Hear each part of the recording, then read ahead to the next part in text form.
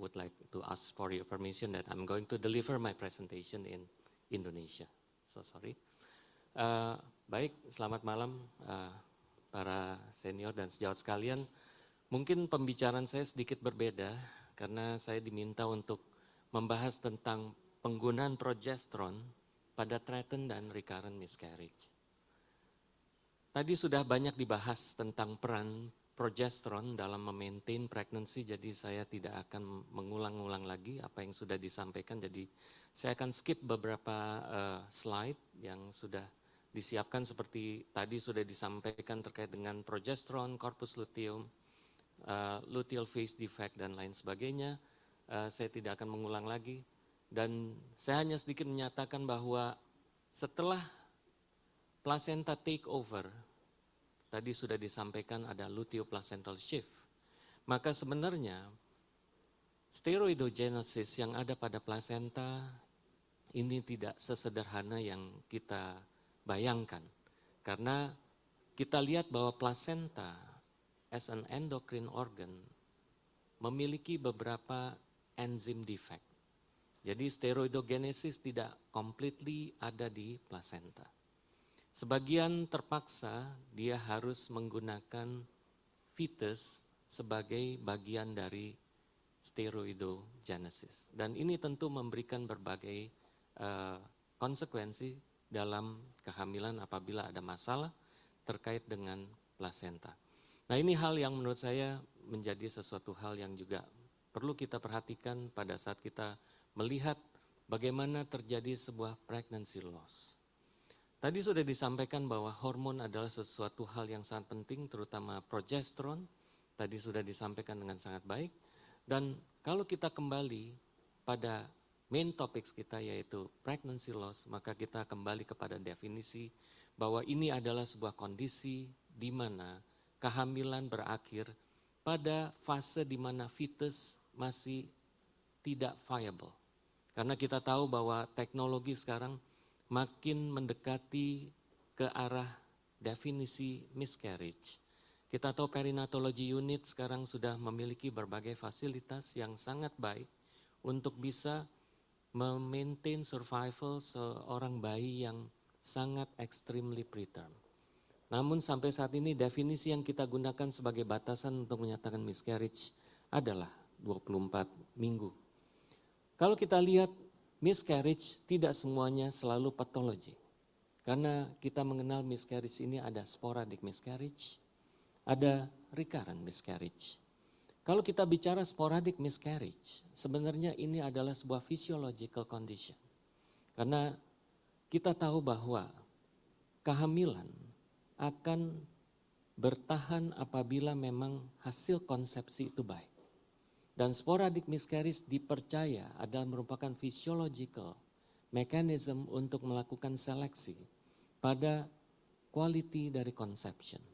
Dan apabila quality conception tersebut tidak baik, maka tentu ini kemungkinan akan mengalami rejection.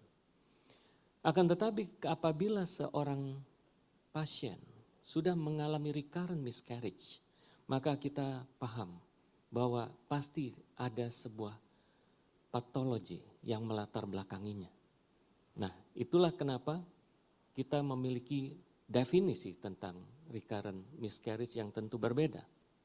Nah, sekarang kalau kita lihat pregnancy loss saat ini, tentu kita bisa melihat bahwa ini adalah sesuatu yang sifatnya underestimate.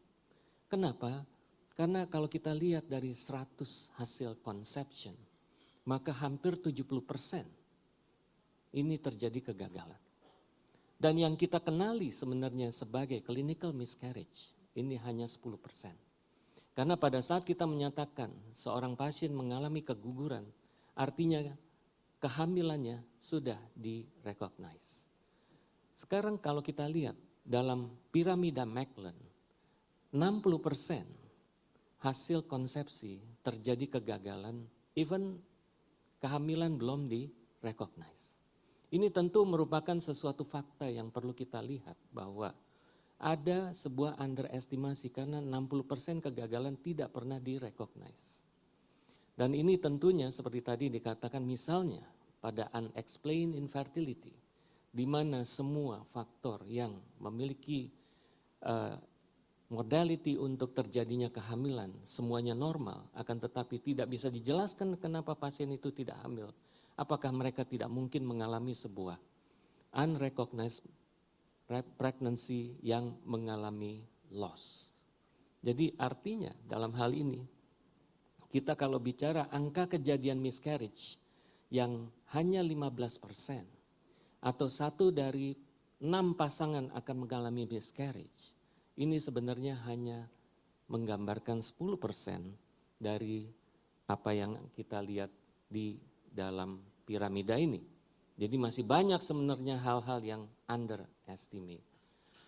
Kalau kita lihat dari definisi recurrent miscarriage, selalu awalnya terjadi perdebatan. Apakah kita perlu menunggu sampai terjadi 3 kali? Atau kita menunggu sampai terjadi hanya 2 kali? Dan pada akhirnya kita melihat bahwa ini kembali kepada incidence terkait dengan risiko kemungkinan terjadinya another miscarriage. Karena kalau kita lihat angka kejadian miscarriage yang 15%, apabila dia diestimasi untuk terjadi miscarriage yang berikutnya, maka persentasenya masih sama kurang lebih 15%. Akan tetapi apabila seseorang sudah mengalami 2 kali miscarriage, maka untuk terjadi miscarriage yang berikutnya, maka angka kejadian akan melonjak 2 kali lipat hingga 30%. Dan kalau sudah 3 kali mengalami miscarriage dan diestimasi akan terjadi miscarriage yang keempat, maka kemungkinan akan terjadi angka kejadian 50%. Itulah kenapa definisi recurrent miscarriage stop pada 2 kali kejadian. Jadi tentu kita tidak menginginkan adanya sebuah stressful condition karena pasien disuruh menunggu sampai 3 kali kejadian miscarriage baru dilakukan investigasi. Akan tetapi saya meng-underline sesuatu hal yang perlu kita perhatikan, yaitu antiphospholipid syndrome. Karena pada clinical criteria antiphospholipid syndrome, ada sebuah clinical criteria yang menyatakan 1 kali kejadian kematian janin di atas 10 minggu, itu tentu sudah harus kita memulai investigasi untuk antiphospholipid syndrome. Buat apa kita menunggu untuk yang keduanya? Dan juga kejadian late obstetric complication. Jadi artinya kita harus membedakan kapan kita melakukan investigasi untuk recurrent miscarriage dan kapan untuk antiphospholipid syndrome. Kalau kita melihat angka etiologi dari recurrent miscarriage ini bisa kita lihat sangat banyak, dan ini kalau kita lihat menyangkut dari aspek quality embryo dan juga terkait dengan maternal supporting system. Akan tetapi meskipun kita sudah melakukan katakanlah pemeriksaan yang sangat komprehensif dari data yang ada dari Jepang, dari Profesor Saito, memperlihatkan hampir 70% recurrent miscarriage tidak diketahui penyebabnya. Meskipun belakangan disampaikan oleh Profesor Asher Bashiri, apabila kita mulai rutin melakukan apa yang disebut sebagai product of conception karyotype analysis, maka kita bisa mereduksi angka unexplained ini sampai 40%. Akan tetapi sayangnya belum di Indonesia belum rutin kita melakukan POC karyotype analysis karena memang pemeriksaannya masih sangat mahal dan juga akses untuk mendapatkan POC karyotype analysis ini masih sangat-sangat terbatas. Jadi tentunya saya yakin teman-teman yang mencoba untuk melakukan investigasi pada recurrent miscarriage umumnya akan jatuh pada kategori unexplained. Ini tentu harus kita lihat apa yang harus kita lakukan pada pasien-pasien RPL dengan kategori unexplained. Kalau kita lihat hal ini adalah sebuah fenomena yang sudah dijelaskan dari sejak tahun 2005 oleh Special Interest Group in Early Pregnancy yang menyatakan bahwa jarang sekali recurrent pregnancy loss itu ditemukan monoetiologi. Sehingga kita sangat jarang sekali menemukan ada single etiologi yang bertanggung jawab untuk terjadinya recurrent miscarriage. Akan tetapi yang terjadi adalah multiple etiologi. Meskipun sangat ringan, akan tetapi kalau terjadi multiple maka dia akan melewati batas ambang untuk terjadinya miscarriage. Jadi ini tentu merupakan suatu hal yang menjadi tantangan karena bagaimana kita menemukan etiologi ini apabila semuanya bersifat subclinical. Lalu kemudian ada sebuah kondisi yang kita kenal sebagai threatened. Kadangkala pasien dengan riwayat recurrent miscarriage pada saat dia hamil, tidak jarang dia juga mengalami kejadian threatened miscarriage. Dan ini tentu sesuatu hal yang sangat stressful karena sebelumnya dia sudah mengalami keguguran. Dan threatened miscarriage sendiri ini juga merupakan sebuah prediksi untuk sebuah bad prognosis pada late trimester di mana sering dihubungkan kejadian threatened miscarriage ini dengan bad obstetric outcome. Dan kalau kita lihat gambar ini, maka saya percaya bahwa good results start from the good start. Jadi artinya apa yang terjadi di awal harus baik dan tentunya semua akan berakhir dengan baik.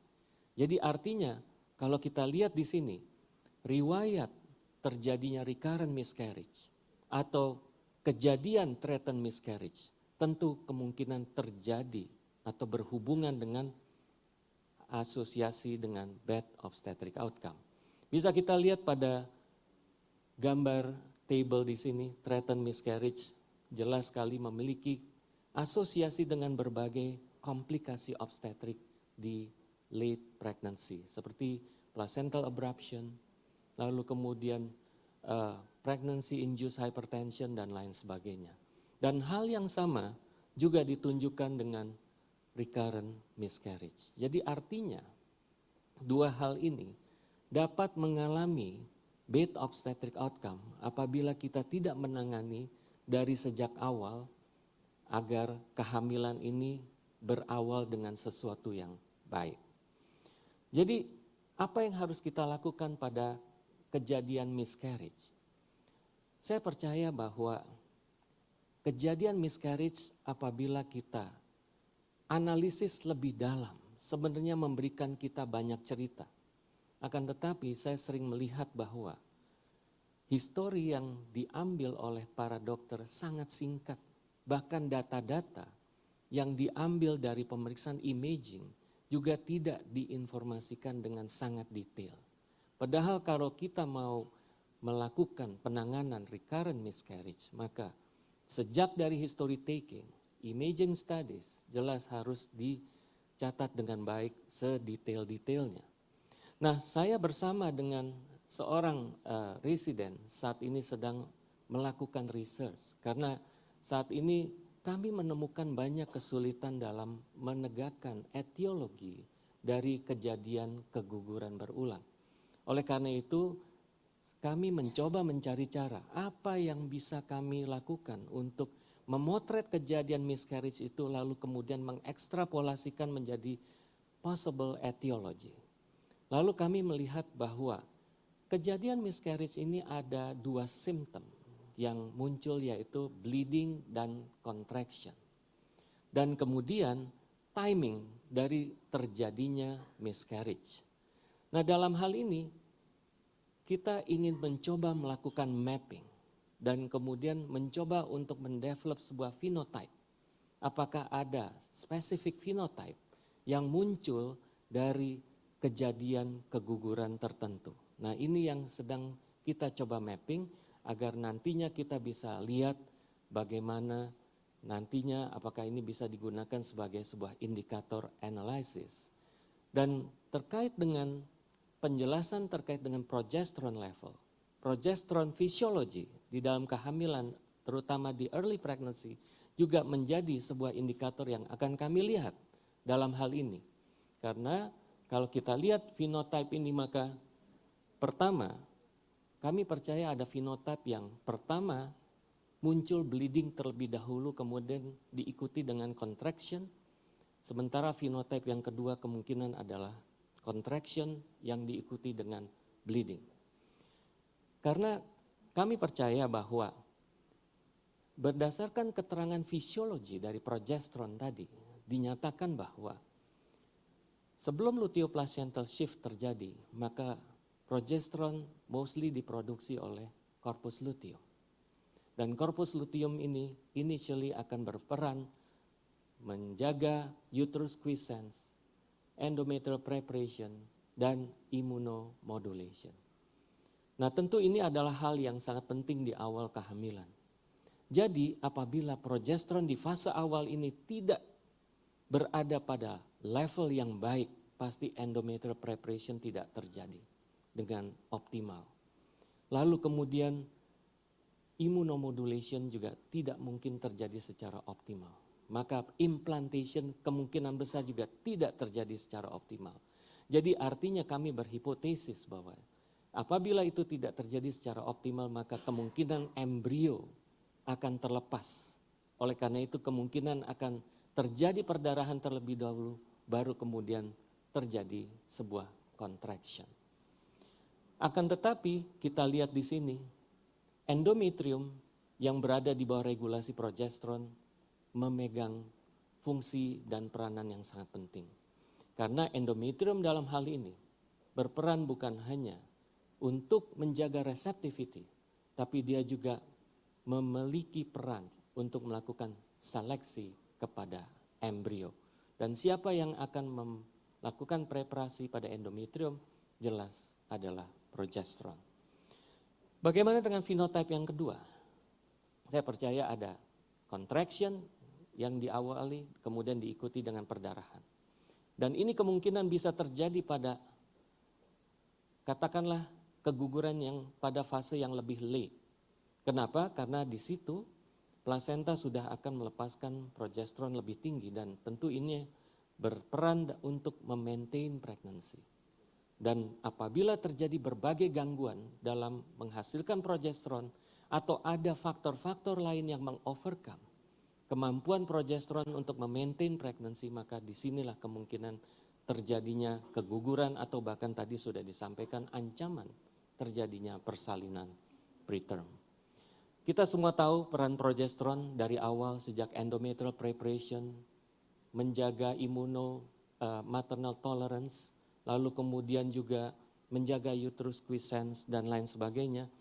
Ini jelas merupakan faktor yang sangat penting dalam peran progesteron untuk memaintain pregnancy.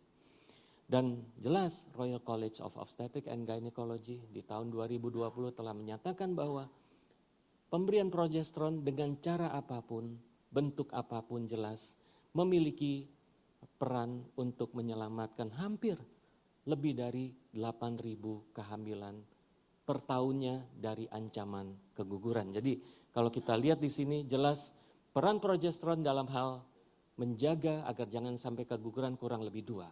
Yaitu apabila terjadi threatened miscarriage maka dia harus menyelamatkan kehamilan tersebut dari ancaman keguguran, dan apabila dia mengalami history recurrent miscarriage maka dia harus memprevent miscarriage ini dari berbagai hal yang mungkin memicu miscarriage. Bagaimana caranya tadi saya tidak akan menyampaikan ini semua karena tadi sudah disampaikan bahwa progesteron yang bersifat natural tentu merupakan sesuatu hal yang patut dipertimbangkan dengan baik karena dia memiliki bioidentical dengan progesteron yang dihasilkan dari corpus luteum. Tentu ini secara safety profile jauh lebih baik karena kita menggunakan hormon yang sangat bioidentical. Dan tadi hal ini sudah disampaikan dengan baik oleh pembicara sebelumnya. Dan kita lihat bahwa root menggunakan vaginal atau rectal jelas memiliki keuntungan untuk meningkatkan kadar progesteron dengan cepat di uterus dibandingkan dengan rute yang lain. Tadi sudah disampaikan dan tadi sudah disampaikan terkait dengan penelitian PRISM dan PRIMUS terkait dengan threatened miscarriage dan recurrent miscarriage. Akan tetapi kalau kita lihat di sini sebenarnya kalau in terms of statistik ini tidak bermakna sebenarnya. Akan tetapi kita sekarang diajarkan jangan cuma melihat nilai P, akan tetapi silakan lihat nilai angka absolut. Apa kita tidak tergerak melihat 1.500 kehamilan yang dibantu dengan progesteron dibandingkan dengan hanya 1.459. Bisa kita lihat ada jumlah kehamilan yang terselamatkan dengan pemberian progesteron. Jadi sekali lagi jangan lihat hanya nilai P, tapi lihat angka absolut. Lalu kemudian begitu juga hal yang sama dengan trial promise, di mana kita lihat juga angka kehamilannya tidak signifikan, akan tetapi kita lihat dari safety issue penggunaan progesteron ini sangat baik. Dan kemudian kalau kita lihat meta-analisis yang dilakukan dari kedua penelitian ini setelah melihat angka kejadian recurrent miscarriage, jelas penggunaan progesteron sangat menguntungkan dibandingkan apabila tidak diberikan. Dan kita lihat bahwa semakin banyak histori recurrent miscarriage, maka keuntungan untuk menyelamatkan kehamilan dari keguguran akan jauh lebih baik, baik di PROMISE maupun di PRISM trial. Oleh karena itu tidak heran kenapa penggunaan vagina progesteron telah diadopsi oleh guidelines ESRI karena dianggap risk ratio untuk subsequent live birth-nya ini jelas sangat cukup baik. Karena bisa kita lihat awalnya di sini bahwa tadinya dia tidak diadopsi, tapi kemudian pada tahun 2022 dia sudah diadopsi. Dan jelas vagina progesteron dianggap sangat baik untuk mencegah terjadinya keguguran. Akan tetapi kalau kita lihat di NICE guidelines, jelas bahwa threatened miscarriage dia sudah diadopsi, namun kalau untuk recurrent miscarriage kelihatannya masih perlu penelitian lebih lanjut karena mungkin angka penelitian yang masih belum meyakinkan. Baik, sebagai take home message, kita yakin bahwa progesteron ini sangat penting untuk memaintain pregnancy, dan sekali lagi ada good evidence untuk peran progesteron pada threatened maupun recurrent miscarriage, dan dosisnya tadi sudah disampaikan berulang kali bahwa penggunaan 800 mg per hari vaginal ini jelas merupakan sebuah dosis yang sangat baik untuk mencegah kehamilan dari keguguran dan sudah diadopsi baik di NICE guidelines maupun di ESRI guidelines. Saya pikir itu saja yang bisa saya sampaikan. Terima kasih atas perhatiannya. Wassalamualaikum warahmatullahi wabarakatuh.